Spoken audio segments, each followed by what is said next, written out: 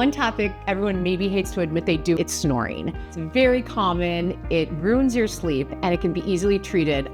I have a snore guard that I make for people that's gonna pull your jaw forward, and it's going to make it much easier to breathe.